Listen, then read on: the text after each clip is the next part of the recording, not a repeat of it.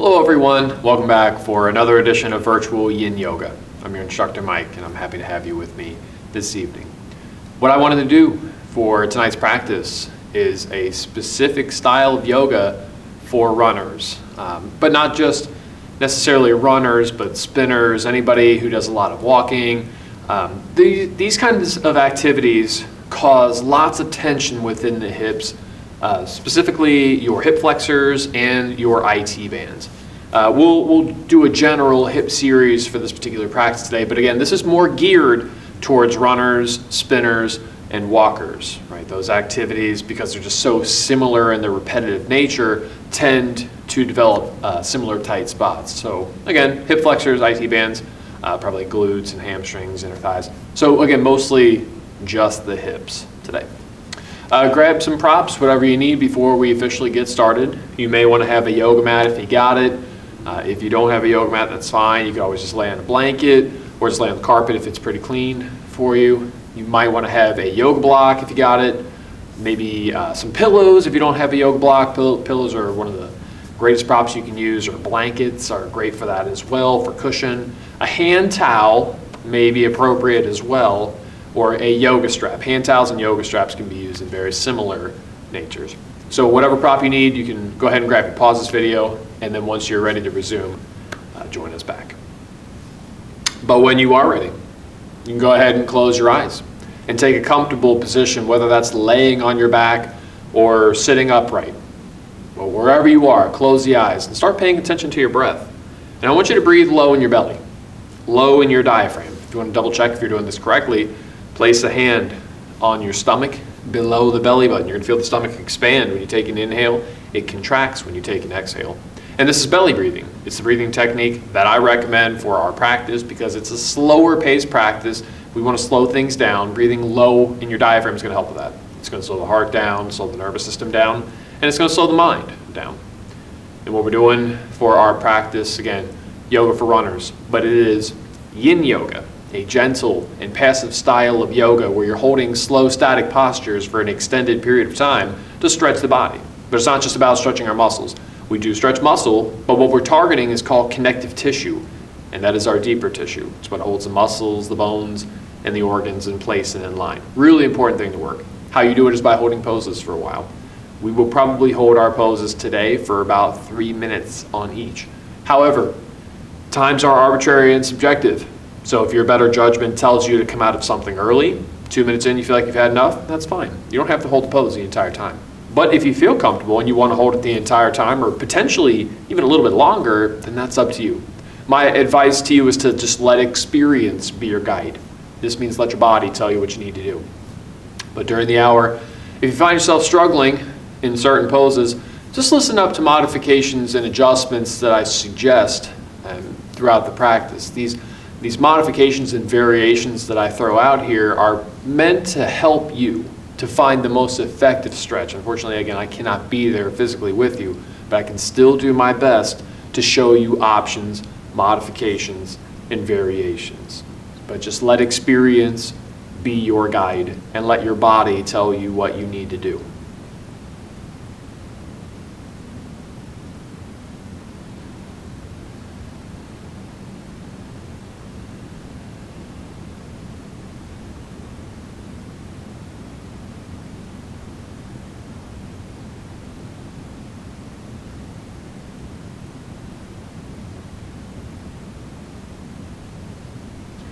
When you're ready, you can go ahead and open your eyes. And we'll start our practice off loosening up the hips and the spine. You're going to lay on your back and cradle the legs. Just rock up and down, right, side to side, back and forth with this. Nothing too crazy. We just want to loosen up, again, these joints because we're going to focus on them, right? Working to those hips. Ah, nice. Sometimes you get a good cracking there. I don't know if you can hear that. But sometimes your joints, they get fixated. They get stuck together temporarily. And when you hear that cracking kind of noise, it's a release of those bones being stuck together. So you hear that kind of noise there. Feel it in your back, your hips, you can crack your knuckles, right? That kind of crack is very therapeutic for you. It's actually how chiropractors make a living. When you're ready, you can come to a comfortable seated position. Like I mentioned, This is going to be for runners, spinners, and walkers. So we're going to start this off with the IT bands. And the IT band, just for everybody's knowledge, it's the outside of your leg. It runs from hip to knee, right? It should be broad on the outside of your leg. But if you start feeling knee pain or maybe even hip pain, just listen up to the variations, modifications that I suggest, because a lot of these you'll be able to work around them. What I was thinking about doing is called swan pose. We call it pigeon if you've done any other style of yoga. And this is where you'll have one leg out in front. You're going to have one leg behind. And it's going to be the outside of your front leg that gets the stretch. The leg that you're leaning over, it's going to be the outside of this one. And there's a lot of ways to adjust this. One is to have your shin parallel the top of the mat, but you don't have to do this. In fact, you might actually prefer to bend your knee and bring your foot in close to the groin. Whatever's going to protect your hip and your knee, that's what you need to do. But this is usually the one that's going to protect those joints. So you may want to consider just bending it just to work around it. But you're going to lean forward. Start with your hands, elbows, head on the block if you can get there, head on the floor if you're all the way there. If not, right, don't worry about it because it's not that big a deal. But the back leg can be adjusted too. I don't know if you can see it, but again, my back leg is straight behind me. It's one way to do it. It's actually typically what you'll see when you hear people call it pigeon pose. But another way to do this is to bring your back leg around you to the side. When the back leg comes around to the side, it allows a little bit more external rotation of that front hip. And with that front hip turning out more, it could make it more comfortable and potentially increase the stretch. But simultaneously, it could decrease. You just never know unless you try it for yourself. But again, this back leg, lots of variation with that. It could be all the way back, somewhere in the middle, or all the way broad up. But again, it's the outside of your front leg that's getting this particular stretch when you lean into it. And do your best to not overdo it, right? In fact, I would rather you understretch than overstretch. I try to shout out what I call the scale of stretching, scale between 1 and 10. If 10's your deepest stretch, you should be going for like 6 and 7. You're less likely to overstretch there. And you're more likely to find a nice moderate stretch where it's not too much, it's not too little, but it's just right. I joke around and I say it's the Goldilocks zone, right? Too hot, too cold, but this one is just right. It's like that for this as well, but it's very subjective. We have to experience it for ourselves before we can make that kind of observation.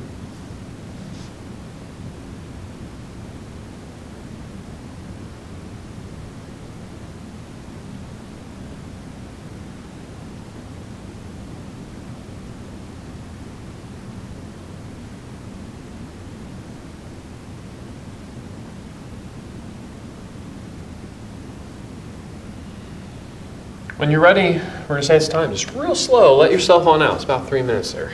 And you're going to relax. Let that leg out. You may just want to lay down a little bit. A lot of times that's all I'll do. I'll just lay right on my stomach.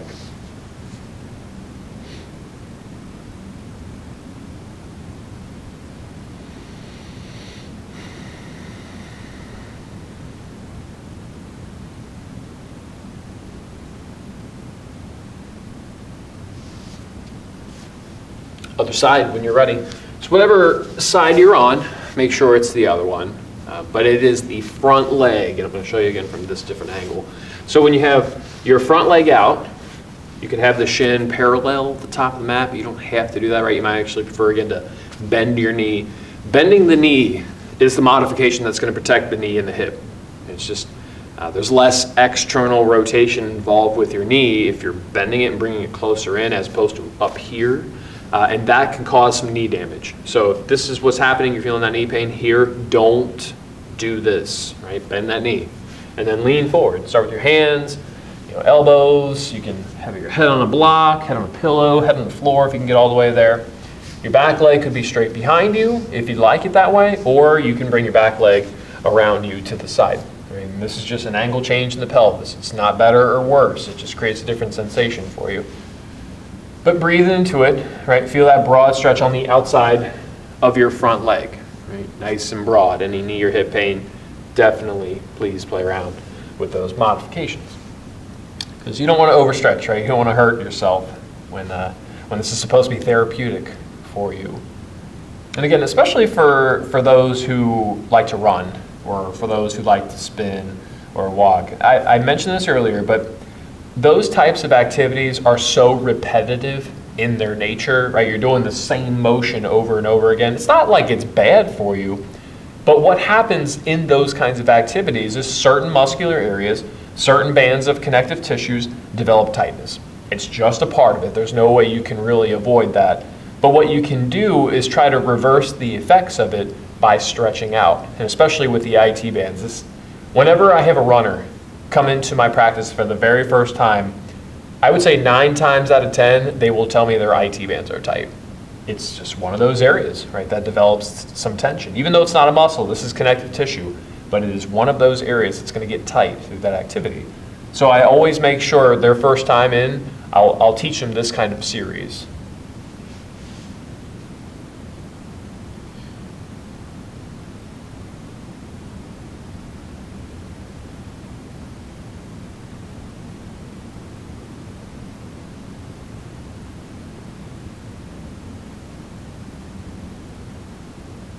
Go ahead and take a few deep breaths, and when you're ready, there's about 3 minutes for you. Just really slowly letting yourself out, right? Take a moment. Lay down on your stomach if you'd like to, maybe even on your back. Just relax here.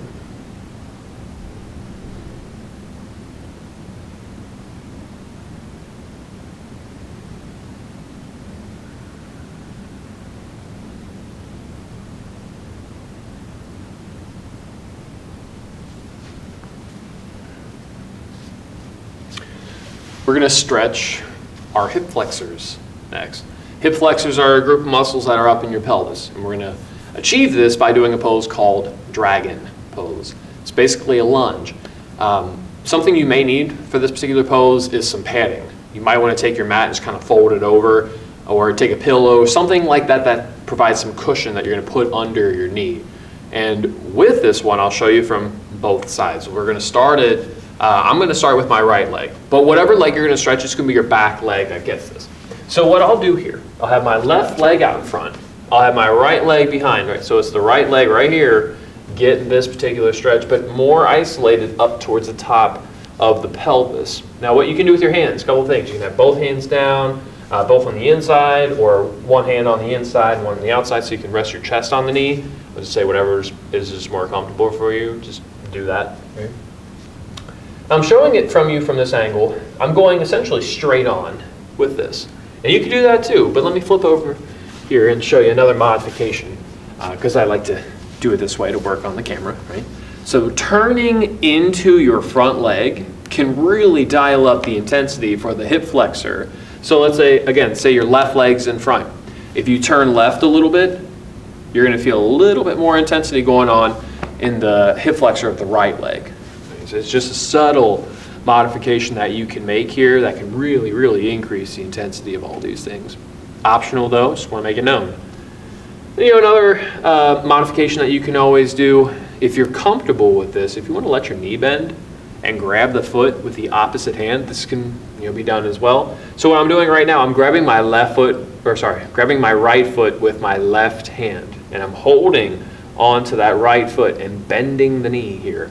Now you don't have to do this, but this will definitely dial up the intensity, not just for your hip flexors, but for your quads as well. All these areas, again, very important to work.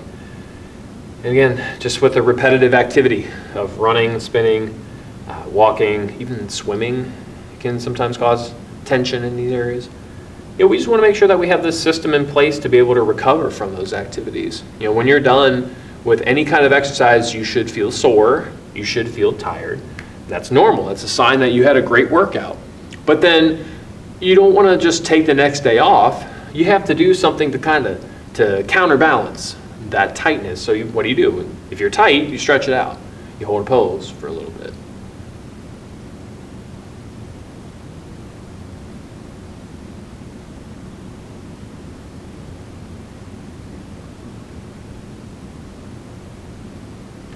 When you're ready, if you're ready, there's the time. Real slow, let that leg out and work yourself back into what we call a runner stretch, right? Just kind of stretch this left leg a little bit. And I usually will work it back for a child's pose.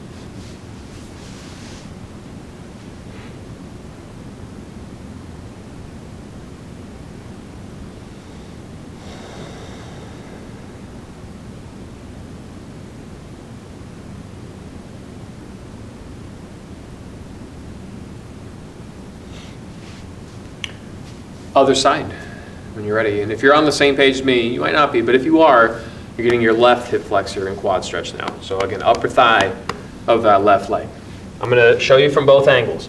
So I got my right leg in front here, and I have my left leg behind. The back leg is always the one that's going to get this stretch. It's going to be right here towards the top of the pelvis, and you get the quad there too. And you could do this directly straight on. I mean, that is one way to do it, but if you want to turn into your front leg, again, I just want to face the camera, so I'm flipping over. So I'm going to turn to the right because my right leg is out in front here. And this rotation of the pelvis is what increases this particular stretch for the hip flexors. And again, just to briefly talk about the hip flexors themselves, it's two muscles, the iliacus and psoas major. You'll hear it called the iliopsoas muscle, even though it is technically two muscles, but the ends of them, they meet together at a certain point, so they just call one, but it is technically two. But the psoas major, if it gets too tight for you, it's not just going to cause issues with your hips, it's also going to cause issues with your lumbar spine, your lower back. And typically runners end up having similar back pain because of this. Because the psoas major, it's connected from your pelvis, you're right here on the top of that hip, and it goes all the way to the lumbar spine. So again, if it's too tight, it starts to pull your pelvis forward, which in turn also pulls your spine too far forward. So again, that's why it causes issues with the vertebrae, especially within the lumbar spine, because that's where it's connected. And it will cause significant issues for you. A lot of people will end up having just back pain because of that, because that muscle is just so tight. And again, I'm bending my knee here in case you want to try this modification out too. But recognize that two sides are different. You probably get here and just notice that right off the bat, like, yep, cannot go as far on this side. Not abnormal. Two sides will always be different. You know, even if you're doing an activity like running and spinning, you use those muscles in the same ways. Typically we have dominant sides. Dominant sides tend to become tighter. That's just the name of the game. Not a bad thing, just reality.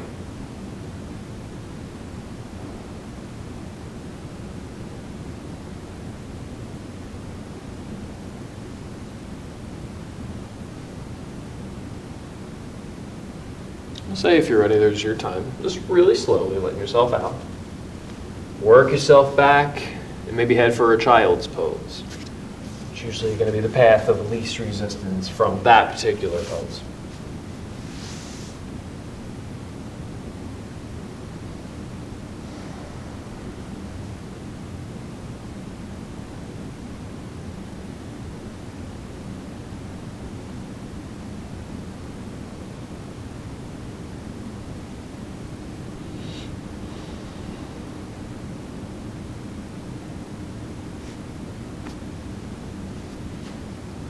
The next target area we're going to work into, it's going to be our inner thighs. And potentially, maybe we'll do a forward bend too, but I'm going to show you more of a hip opener to begin this one. It's a variation of butterfly pose called reclining butterfly pose. So let me show you that one first. But we know butterfly pose, you have the soles of the feet together, right? And in a forward bending butterfly, you just bend into it. Don't worry about getting the head to the feet. Reclining butterfly pose, let me show you from the side here. Still got the soles of the feet together, but now you're laying on your back. And this is what makes it more about a hip opener. We keep our pelvis and our sacrum level with the floor. So if you feel like, you know what, I could use more of a hip opener today, this would be the pose I would suggest for you. And a lot of times when I do this one, I'll actually try to scoot up close to a wall so I can have my feet right up against it. I'll keep my feet on the floor, but I like to have that barrier right there so that my feet don't slide out, right? This is a really common thing. You might notice that your feet are going to slide. And when they slide out, you unconsciously or even consciously will start to flex these muscles. And then instead of stretching them, you're tightening them. So find something that you can use as a barrier to rest your feet up against so you can keep them from this number, from sliding away. So that's one option for you. Again, forward bending butterfly is fine too. Soles of the feet together, you falling around. You get the inner thighs in the back, but don't worry about getting the head to the feet. It's not really the point of this. You'll probably end up overdoing it if you pull it too far into it anyway. The last option though is a dragonfly pose. where you stretch your legs, you lean forward here, you get the inner thighs, you get the back, and you get a bonus hamstring stretch. But we will stretch hamstrings next. It's going to be coming up shortly. So you could just skip this one if you wanted. But it feels really nice for me today, so I think I'm just going to keep doing it. Sometimes you never know what's going to happen in your practice. You might come in with this idea of, I want to work this area, but try not to be so rigid in how you accomplish that. You know, you might say to yourself, okay, I'm going to do a hip series, but let's see how this works today. You know, every day we do it, it's different. There are some days where certain poses will work immediately for you. You won't have to modify at all. But then there are some days you get to that pose you've done a million times and it just doesn't work. You know, if that's you, it's not abnormal. It happens to me all the time, and especially for my IT bands. You know, I got lucky with today's practice and immediately felt the first pose. But there are some days where I have to go through that pose and all its modifications. Sometimes I just have to do a completely different pose or go through a couple of them before I settle on which one is going to work best for me in that moment. So even me, again, the person who's been doing yoga for 10 years, I never know what I'm going to do. I really don't. But I like to remind my students, come into your yoga practice with zero expectations. You'll never be disappointed that way.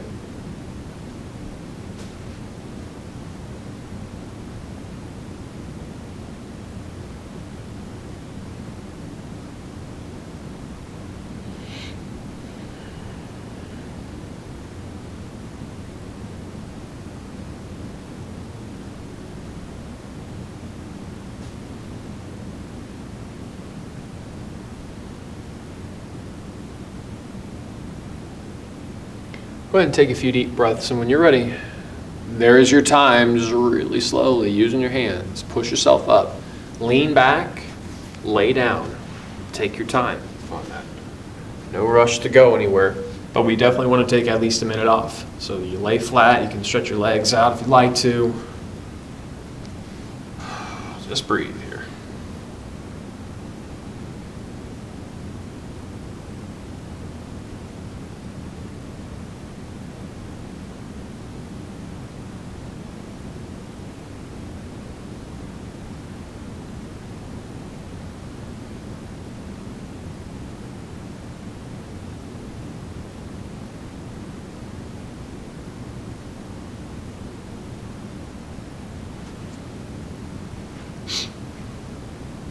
We're going to stretch our hamstrings next. And we'll do both at the same time with our practice today. And the reason why I enjoy doing both at the same time for this kind of practice is it's more about the balance to it. If you're stretching really anything one at a time, not that you run the risk of doing it worse on one side, but you might not necessarily feel the balance that takes place in the pose. So sometimes doing both at the same time will provide that. And the pose I'm going to suggest is caterpillar pose, where you have both legs extended out in front of you and you fall in round in the pose. So you're going to stretch the back of your legs, you're going to stretch your back. You might feel your calf and Achilles tendon stretch. Actually, if you can grab your toes, I would recommend doing this. For runners, spinners, anything like that, generally Achilles tendon tightness is going to take place. So that might be something that you want to work on anyway. But it's not just runners and spinners. Anybody who has plantar fasciitis tends to deal with tight calves and Achilles tendons. Really, it's just because the whole band of fascia there in your plantar fascia, it runs in the sole of the foot and it runs all the way up the back of the leg. But not just, it doesn't just end there. It actually runs all the way up the back of your leg, up your back to the very top of your head. So that's just one band of connective tissue. But the immediate area that feels tension is your calves and your Achilles tendon. So we want to make sure that we can work those if we can. And stretching your hamstrings, it's going to help with knee issues. It's going to help with back issues.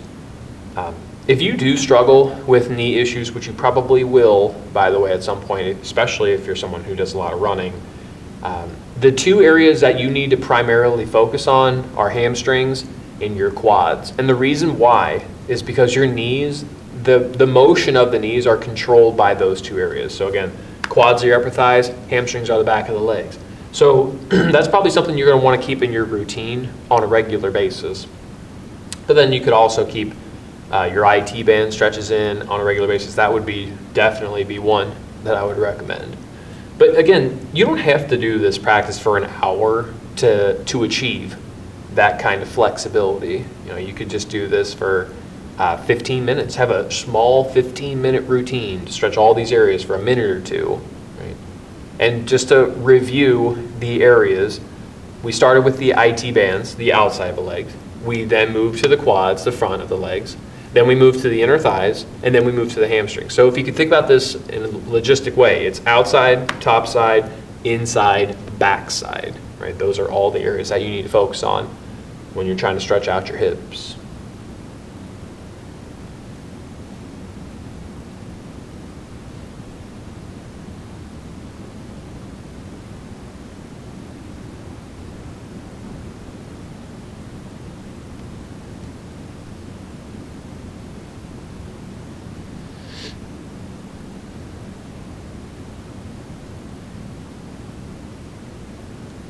Go ahead and take a few deep breaths, and if you're ready, it's your time. Just real slow, let yourself out.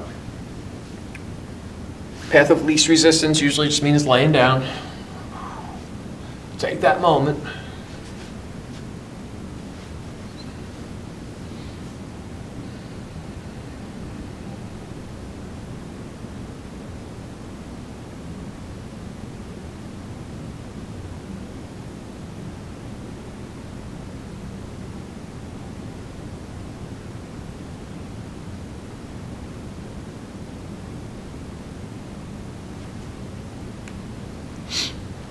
So we have one more thing to do, and even though it's not really for the hips, it's still essential in your practice.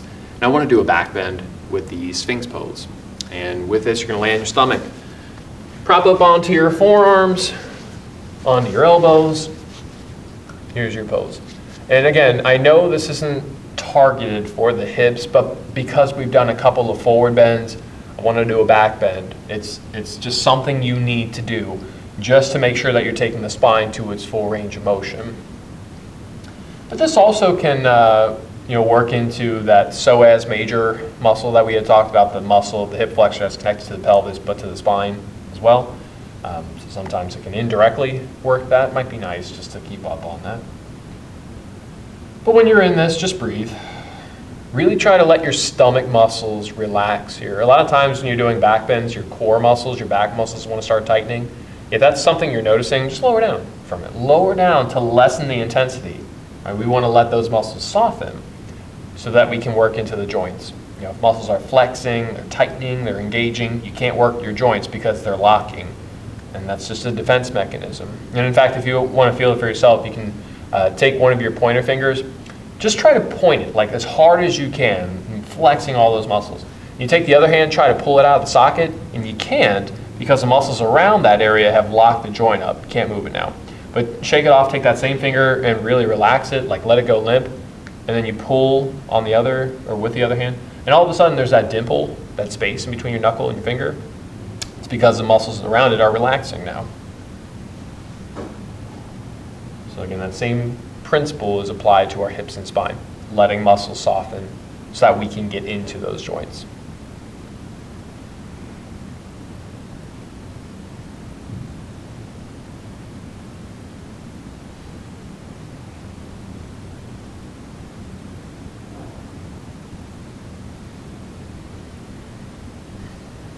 If you're ready, here's your time. Feel free to lower down. Just rest here for a moment.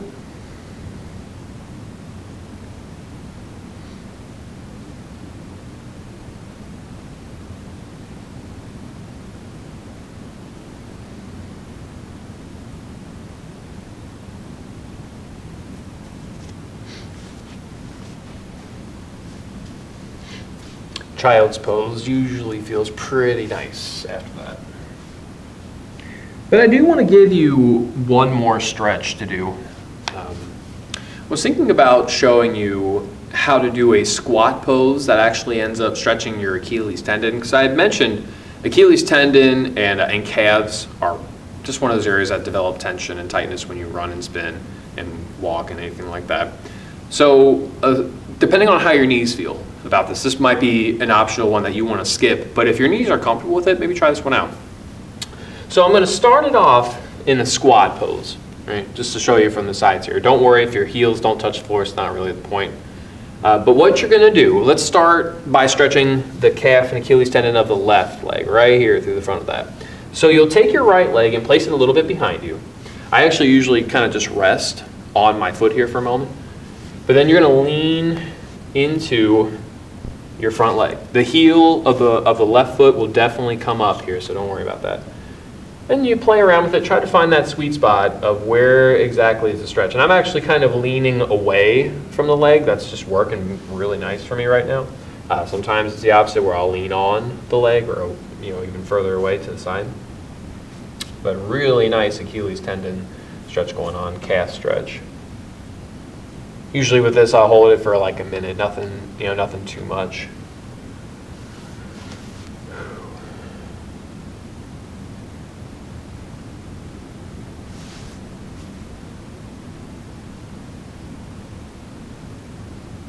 When you're ready, slowly roll yourself back. Take a moment. And then we'll do the other side. And I'm going to flip over here for you. So again, starting off in a squat pose. Don't worry if the heel is not touching the floor. For some people it never will. Yeah, but I would say if you're tight in your Achilles tendon, you could potentially open that up. So you're going to work your left leg behind you and start leaning forward over the right leg. It could be directly over it. It could be more to a side. It could be more to the inside. I'm actually feeling a little bit more on this side directly over the knee. Feeling a really nice calf and Achilles tendon stretch going on here. It is okay for the heel to come up. You might hear this alignment rule in other practices, never let the heel lift, but why not? If the heel lifts up like this, you can get this bonus stretch of the Achilles tendon and into the calf. If you refuse to do that, you're going to miss this area. So it's okay to do that. Could be the intention of the pose like it is for this.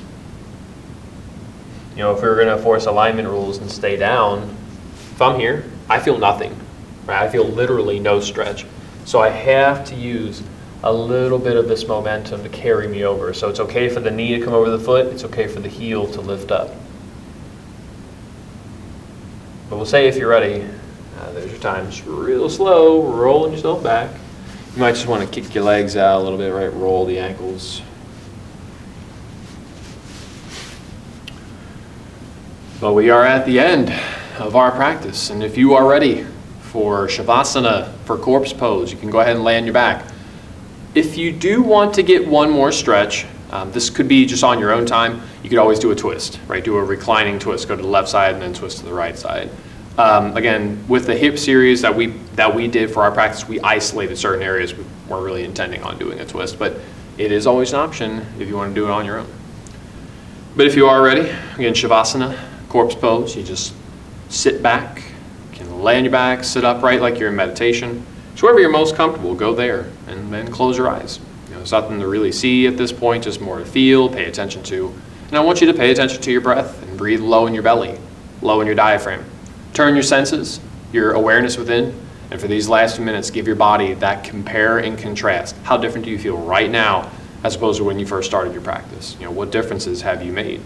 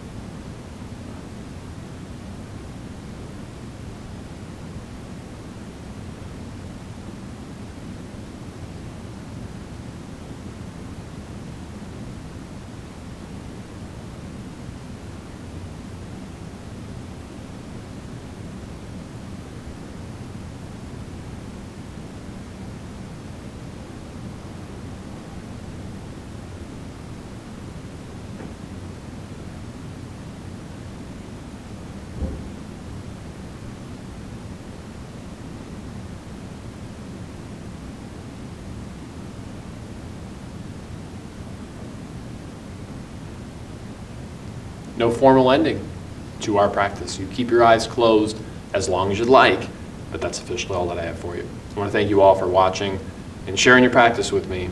It's been my pleasure. Namaste.